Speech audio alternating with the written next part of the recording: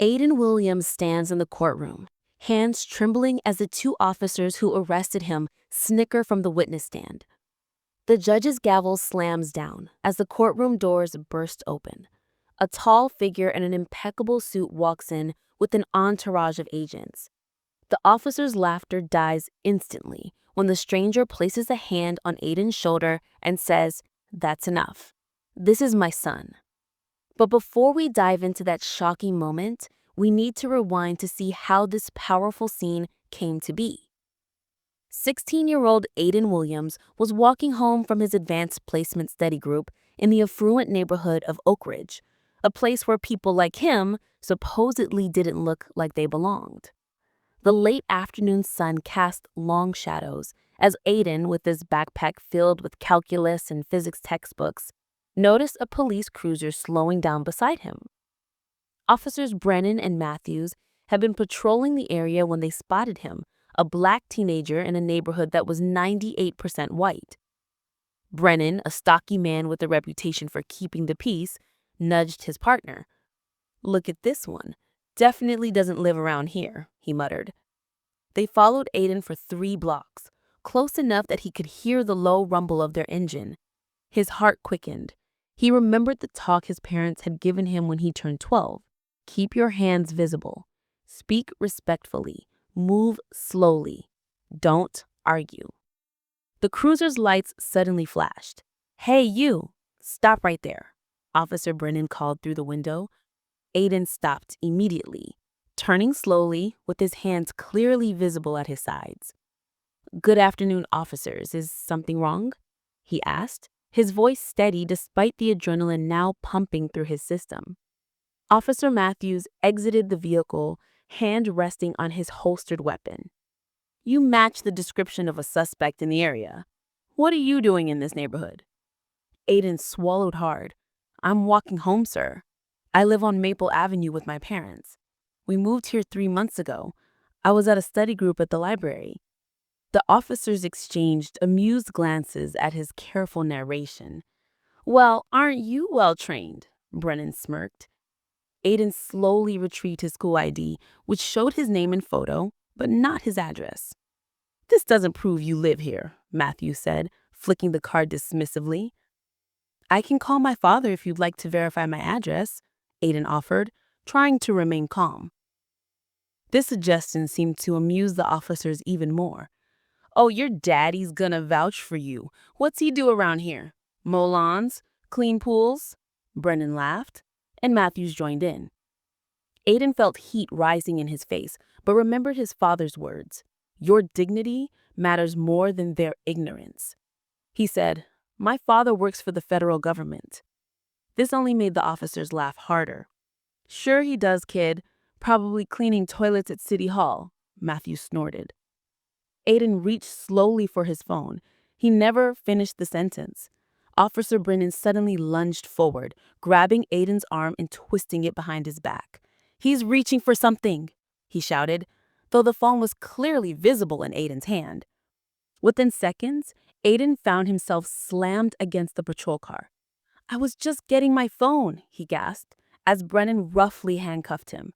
"Yeah, that's what they all say," Matthews replied, taking the phone and pocketing it. "Resisting arrest and suspicious behavior in a residential area." As they loaded him into the back of the patrol car, Aiden tried once more. "Please, my father works." Matthews cut him off with a laugh. "Let me guess, FBI, CIA, maybe he's the president." Both officers howled with laughter as they slammed the door. At the police station, Aiden was led through processing. The station smelled of industrial cleaner and stale coffee. "Speak up, boy. This isn't your classroom," the intake officer barked. After taking his fingerprints and a mugshot, they placed his belongings in a plastic bin. Officer Matthews appeared, guiding Aiden with unnecessary force. "Got one of those honor roll thugs," he announced to the room. "Claims his daddy works for the government." Someone called out, eliciting more laughter. Each step felt like walking a gauntlet of prejudice. Finally, they reached a holding cell. "Welcome to your new presidential suite," Matthew said, shoving Aiden inside and slamming the door. The cell contained a metal bench and one other occupant, an older man with salt and pepper hair. "First time?" the man asked, after the officer left. Aiden nodded. "Jerome," the man said simply. "Aiden," he replied. "What they get you for?" Jerome asked, though his tone suggested he already knew the answer. "Existing in the wrong neighborhood," Aiden said with a bitter edge he couldn't quite suppress. Jerome nodded sagely. Ah, the classic walking while black charge. Very serious offense in these parts. His sarcasm held no humor, only the weight of experienced truth. For the next hour, Jerome quietly educated Aiden on survival tactics for dealing with the system. He said, "Your first lesson is that the law on paper and the law in practice are different animals entirely. Your second lesson is that patience is your strongest weapon right now." Meanwhile, across town, FBI Director David Williams was in the middle of a high-level briefing. Seated at the head of a conference table in a secure room deep within the FBI headquarters, he listened intently as his team discussed the final stages of a 2-year investigation into a sophisticated money laundering operation.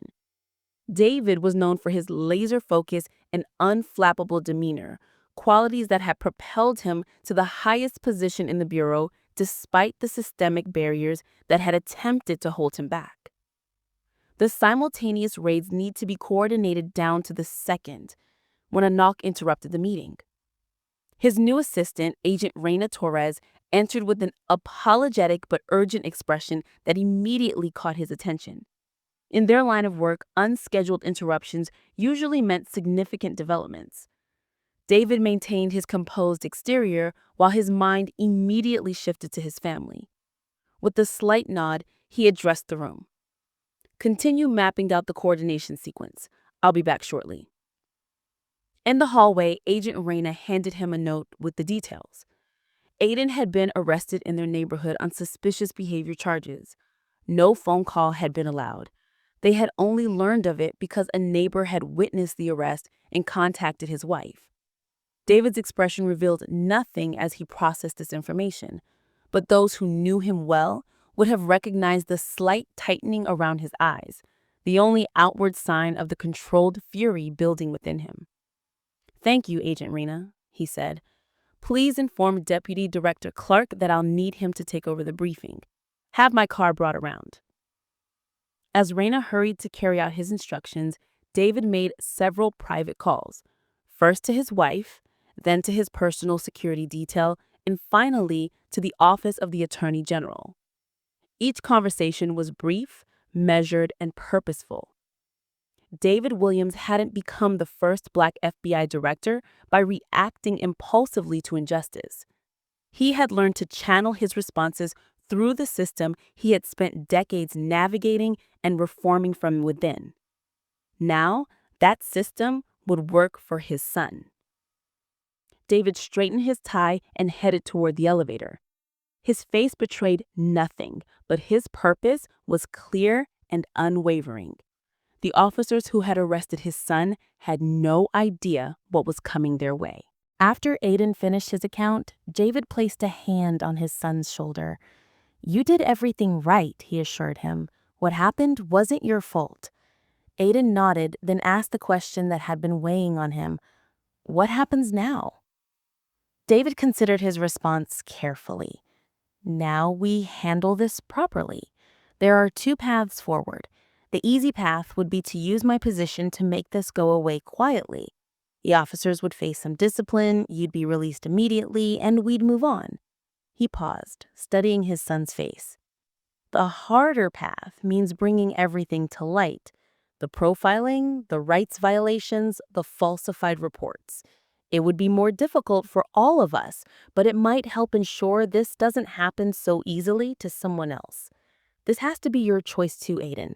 Either way, I'll support you." Aiden was quiet for a moment, processing the options. "What about the other guy in the holding cell, Jerome? He's been there since yesterday for suspicious loitering. No one's coming for him." David nodded, understanding his son's concern. If we take the harder path, we can help him too.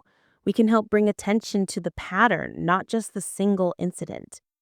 Aiden met his father's eyes with newfound resolve. Then I think we have to take the harder path. David squeezed his son's shoulder, pride momentarily overtaking his anger at the situation. Then that's what we'll do. Meanwhile, word of Director Williams' presence had spread like wildfire through the station. Officer Brennan had immediately called his uncle, Judge Richard Brennan, who had connections throughout the local power structure, including with Police Commissioner Harrison. The judge had been playing golf with the commissioner when the call came through, and both men immediately recognized the potential disaster unfolding. Within an hour, an informal crisis meeting convened in the commissioner's office. "This needs to go away immediately," Commissioner Harrison insisted, pacing the room. "Offer whatever it takes, full dismissal of charges, disciplinary action for the officers, a formal apology." Judge Brennan nodded in agreement. "Add a settlement with a non-disclosure agreement. The last thing we need is the FBI director making a public issue out of this." The department's attorney looked skeptical. "Director Williams has a reputation for integrity. He may not be interested in a quiet settlement." Commissioner Harrison stopped pacing to face the others. "Everyone has a price or a pressure point. If he won't respond to an offer, remind him that turning this into a public spectacle could politicize his position. The FBI director needs to appear impartial, not like he's on a personal crusade." As they strategized damage control, none of them realized that David Williams had already anticipated their playbook and had begun implementing countermeasures that would make their usual methods of containing such incidents ineffective. The local power structure was about to discover that they had picked the wrong family to target with their unwritten policies of intimidation and control. The Williams family home, once a typical upscale residence, had become an impromptu command center. Catherine, a formidable civil rights attorney in her own right, had canceled her court appearances. The kitchen island was covered with legal documents in David's laptop. He returned from the office one evening with a thick manila folder. He had her analyst do some digging into officers Brennan and Matthews. This isn't their first rodeo. He spread several documents across the counter. They revealed 12 complaints of excessive force in the past 3 years, 9 of which involved minorities. All were dismissed. Another document showed that a statistical analysis of arrest data in Oak Ridge and surrounding neighborhoods revealed an unmistakable pattern. Black residents were 6 times more likely to be stopped and 10 times more likely to be arrested than their white counterparts. "This isn't random," Catherine said, her expression hardening. "This is systematic." David pulled out another file. It gets worse. There is an unofficial initiative called Neighborhood Integrity that never appears in official police documents, but shows up repeatedly in email exchanges between certain officers. The whole system is designed to intimidate people of color from even visiting these affluent areas. The realization settled heavily on Aiden's shoulders. It wasn't a random encounter, it was a deliberate system. He was an unwilling victim of a calculated plan. A few days later, Commissioner Harrison and Judge Brennan called a private meeting to offer a resolution. They offered to drop all charges against Aiden, suspend the officers, and provide a generous $100,000 settlement in exchange for a standard confidentiality agreement. They believed they held all the cards. "Director Williams, we all have professional responsibilities to consider," Judge Brennan said, his voice laced with an implied threat. "Pursuing a personal grievance through official channels could create the appearance of impropriety." David's face betrayed nothing. He picked up the agreement, then set it back down. "Gentlemen, I should inform you of several developments." He maintained his calm, measured tone. "First, I formally recused myself from any FBI investigation related to this matter. Second, the Department of Justice Civil Rights Division opened a preliminary investigation yesterday into patterns of discriminatory policing in this district. Third, all evidence related to Aiden's arrest, including body camera footage and dispatch records, have been preserved through federal evidence protocols. Any alteration of those records now would constitute obstruction of justice. The city attorney visibly paled. And lastly, David concluded, I've already provided a detailed statement to journalist Maya Rodriguez, who's preparing an investigative piece on the Neighborhood Integrity Initiative. Complete silence fell over the room as the three men processed what they'd just heard. David had systematically neutralized their leverage, anticipated their tactics, and positioned the incident within a much larger framework. I'll be declining your settlement offer, David said. Good afternoon, gentlemen. As he left, his phone buzzed. It was a text from Catherine. Maya called. Someone from the department reached out to her with information. The carefully constructed cover-up was beginning to crumble from within. While Commissioner Harrison and Judge Brennan worked to contain the scandal, their carefully constructed cover-up began to crumble from within.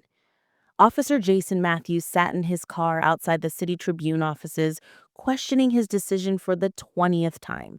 The events of the past week had shaken something loose inside him. He realized he was being set up to take the fall while the upper high-ups escaped consequences. Whatever the reason, he'd made contact with journalist Maya Rodriguez. Their meeting lasted nearly 2 hours, during which Matthews provided shocking details. He described how officers were specifically assigned to patrol affluent neighborhoods to discourage undesirable elements, how complaint records were routinely altered, and how officers who questioned these practices were punished. Most damning were the emails and text messages he'd preserved, which clearly established the discriminatory intent behind the Neighborhood Integrity Initiative. When Maya asked him why he was doing this, Matthews simply said, "Because I joined to protect people, not to terrorize them." Meanwhile, Aiden's return to school was challenging. Though some teachers and friends were supportive, the emotional toll was immense. He noticed students whispering and looking his way. At lunch, his closest friend Tyler expressed outrage, but Aiden tried to explain the bigger picture. He said it's not just about those two officers. It's not that simple. By the end of the school day, he felt emotionally drained. As he walked toward the exit, he saw a group of students watching something on a phone. He caught a glimpse of the screen and froze. It was body camera footage of his arrest somehow leaked online. His private humiliation had become a public spectacle. That evening, as the Williams family discussed their next steps, the local news broke the story. FBI director's son allegedly profiled in controversial arrest. Officer comes forward with evidence of systematic discrimination. The department's carefully managed narrative was unraveling faster than they could control it. Commissioner Harrison called an emergency press conference, announcing a full internal review and promising complete transparency, the usual crisis management response. But this time, the usual playbook wouldn't work. Too many pieces were in motion, too many people were watching, and too many brave individuals had decided that maintaining the status quo wasn't worth the cost to their conscience. The cover-up that had succeeded so many times before was failing spectacularly, exposing not just a single incident of injustice, but an entire system. Despite Commissioner Harrison's frantic efforts, Aiden's arraignment proceeded as scheduled in courtroom 3B. The Williams family had insisted on it, recognizing the strategic value of a public legal proceeding that would enter all evidence into the official record. The courtroom buzzed with unusual energy, filled with local and national media. Aiden sat at the defense table beside his mother, Catherine, who had insisted on representing him herself. David sat directly behind them, his presence commanding attention without a single word being spoken. Catherine immediately moved to dismiss all charges due to a lack of probable cause and a violation of her client's constitutional rights. The judge ruled she would hear testimony before making a decision. Officer Brennan took the stand first.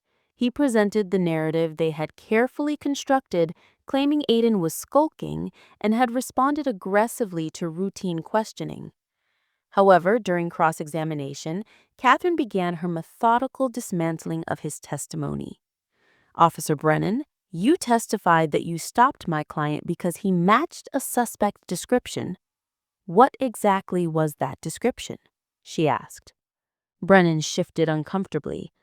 "Male, suspicious behavior in an area with recent break-ins." "That's interesting," Catherine replied, because the dispatch records showed the only suspect description that day was for a white male in his 30s wearing a red hoodie. My client is a black teenager who was wearing a blue academic decathlon jacket. Can you explain the discrepancy?" Brennan's confidence faltered visibly. The suspicious behavior was the primary factor. Catherine moved on, next using the body camera footage to directly contradict his claim that Aiden had been aggressive. When Officer Matthews took the stand, his testimony seemed defensive and rehearsed. Catherine's cross-examination took an unexpected turn when she asked, "Is it standard procedure to mock a detained minor by suggesting his father cleans toilets at City Hall?" Matthews visibly tensed. "I don't recall making such comments." Catherine approached the bench. "Your Honor, I'd like to play Enhanced Audio Exhibit C, recovered from Officer Matthews' dash cam." The department's attorneys immediately objected, but the judge allowed it. The enhanced audio played clearly through the courtroom speakers, capturing the officer's mocking comments and laughter. Following this damaging evidence, Catherine called a statistical analyst who presented data proving the pattern of discriminatory arrests in the district. The analyst revealed that the statistical probability of these disparities occurring randomly was less than 0.001%, indicating a systematic pattern rather than individual officer discretion. Then, Catherine announced, the defense calls Deputy Director Thomas Clark of the Federal Bureau of Investigation. A stir went through the courtroom as Clark entered and was sworn in. "Deputy Director Clark, are you currently involved in an investigation related to this case?" Catherine asked. "Not this specific case," clarified Clark. "However, I am leading a federal task force investigating patterns of civil rights violations within this police department, focusing on the unofficial Neighborhood Integrity Initiative." The department's attorneys practically leapt from their seats to object, but the judge allowed limited testimony.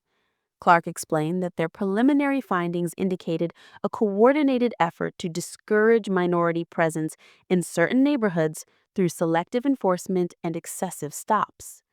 The gallery erupted in murmurs as the officers finally understood that David Williams' careful restraint hadn't been weakness, it had been strategic patience, while a much larger mechanism of justice was being set in motion. As the day's testimony concluded, Judge Chen announced she would rule on the motion to dismiss the following morning. Outside the courthouse, reporters swarmed Catherine and Aiden. "What happened to my son is unfortunately not unique. This case isn't about special treatment for my son. It's about equal treatment for everyone else's children." As the cameras flashed, Aiden stood tall beside his mother, no longer a frightened teenager, but a young man who had found his voice in a pivotal moment of reckoning. In the weeks following the courtroom revelations, ripples of change spread throughout the community. Judge Chen had dismissed all charges against Aiden with a strongly worded rebuke of the officer's conduct. But that was just the beginning. The fallout from the investigation transformed the local power structure. Officer Brennan faced criminal charges for evidence tampering and civil rights violations. Commissioner Harrison had resigned in disgrace, and Judge Brennan was under judicial review, his reputation irreparably damaged. For the Williams family, the journey had been both painful and purposeful. David was invited to testify before Congress about policing reform. "I appear before you today in multiple capacities, as FBI director, as a career law enforcement professional, and as a father whose son experienced firsthand the consequences of discriminatory policing. These roles are not in conflict. My personal experience has only deepened my professional commitment to ensuring that constitutional policing is not just an ideal, but a consistent practice." He explained that the officers who arrested his son were not simply bad apples. They were responding to incentives and unwritten rules established by the system itself.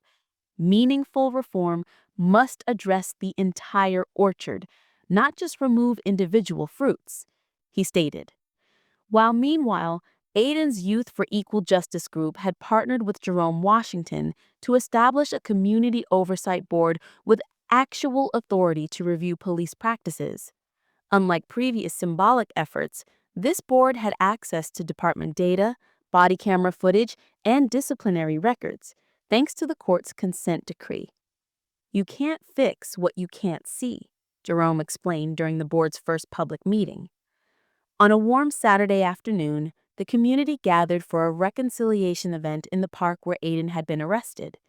Aiden, initially hesitant, approached the microphone with a newfound clarity of purpose.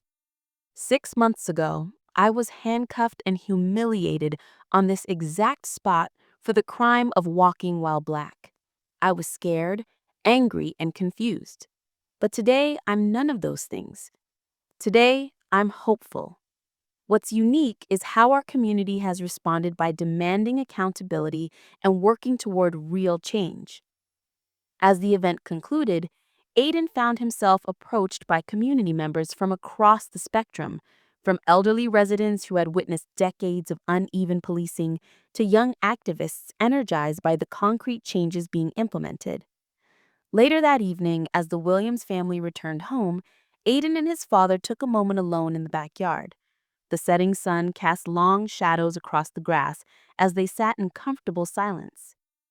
"You know I never told you why I joined the FBI in the first place," David said quietly. "My father, your grandfather, was wrongfully arrested when I was 11 years old. He was driving through an affluent neighborhood to pick up a package for his boss when someone reported a suspicious vehicle. He spent 8 months in jail before the charges were finally dropped. He lost his job. When he came home, something in him was broken." He paused, remembering. "That's when I decided I would work to change the system from the inside. I thought if I could reach a position of influence, I could help prevent what happened to my father from happening to others." Aiden absorbed this revelation, suddenly understanding his father's career in a new light. "So, when I started Youth for Equal Justice, I was continuing something that began long before I was born." "That's right," finished David with a nod. "Fighting the same battle, just in a different way." He smiled, placing a hand on his son's shoulder. "He would be proud of who you've become. Someone who faced injustice and chose to transform it into positive change, rather than letting it define or defeat you." As darkness fell, father and son sat together, 2 generations of a family whose personal experiences had catalyzed a public reckoning. The path forward would not be easy, but by forcing the darkness into light, they had created an opportunity for healing and transformation that extended far beyond their family, reaching toward a future where equal justice might finally become reality rather than rhetoric.